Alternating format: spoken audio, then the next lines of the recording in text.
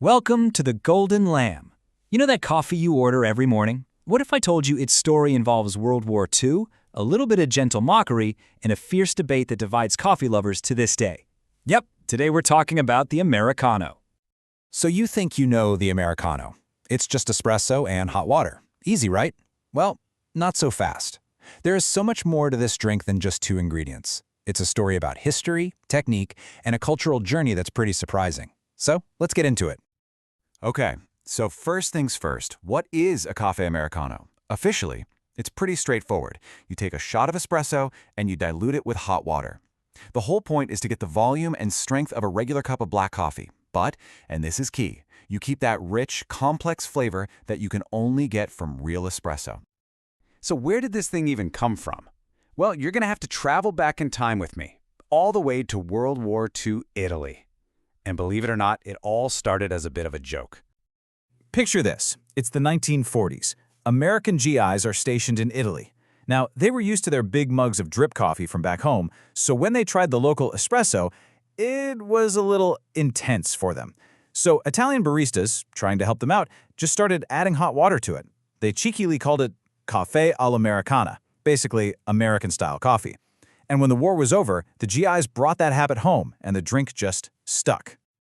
Yeah, this quote just nails it, doesn't it? Half practicality, half gentle mockery. It was a totally practical solution for a clash of coffee tastes, but there was for sure a little bit of teasing in there. Here you go, Americans, your giant cup of coffee. Little did they know that this quick fix would become a global sensation. But the story doesn't stop there. Oh no. See, this simple act of combining water and espresso has kicked off a huge long-running debate among coffee nerds, and it all boils down to one simple question. Which one do you pour first? Okay, here's the deal. It's all about the order of operations.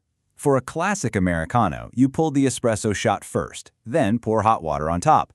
This mixes everything up, which is fine, but, and this is a big but, it breaks up the crema. That beautiful golden brown foam on top, gone. Now, with a long black, you do the opposite. You pour the espresso shot into the hot water. And that simple switch keeps the crema perfectly intact, so you get a much more aromatic and intense first sip. And trust me, people have very strong feelings about this. This quote from a Seattle barista really says it all. For the real purist, the long black isn't just some other drink. It's the only way to make an Americano properly. It's all about respecting that precious crema. So, you want to try it the crema lover's way? Okay, here's the secret sauce. You start with the hot water in your cup. Then, you pull your espresso shot right on top of it. What you get is this perfect unbroken layer of rich, sweet crema, delivering all those amazing aromas right to you with the very first sip. It's a game changer. All right, so from its quirky wartime origins in Italy, the Americano has gone on an absolutely wild ride. Let's take a quick look at how this simple drink basically conquered the world.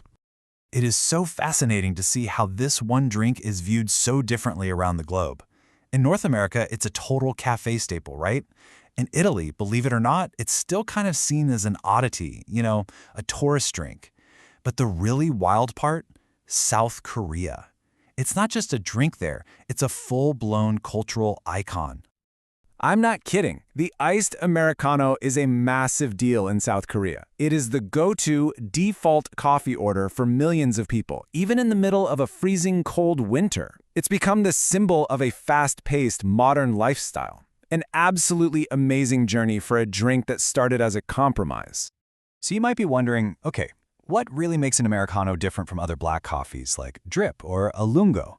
Well, unlike drip coffee, which uses a filter, the Americano keeps all those natural oils and that crema from the espresso, giving it a much fuller body.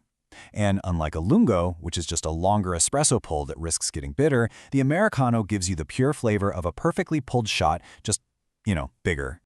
But honestly, the best thing about the Americano, it's just how versatile it is. This is a drink that really puts you in the driver's seat, letting you craft your absolute perfect cup of coffee. And hey, if you're worried about the caffeine kick, you can relax. A typical 8-ounce Americano has somewhere between 60 and 130 milligrams of caffeine. That's right in the same ballpark as a standard cup of drip coffee. So you get all that rich espresso flavor without bouncing off the walls. All right, you ready to become an Americano artist? Here's your toolkit. You can play with the ratio of espresso to water, maybe 1:3 for a stronger cup, 1:4 for something a little milder. You now know the secret of pouring the water first to get more crema. You can throw it over ice. Or, hey, if you're feeling really bold, ask for a little buddy. That's a 1-to-1 ratio for a super intense shot. So when you really think about it, from a simple workaround in a Roman cafe to a global icon, the Americano's whole story is about the power of adaptation.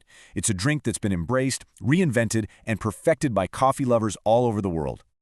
So, I'll leave you with this. The next time you walk up to that coffee counter, you have a choice to make. You're in the know. You understand the history, the debate, the technique.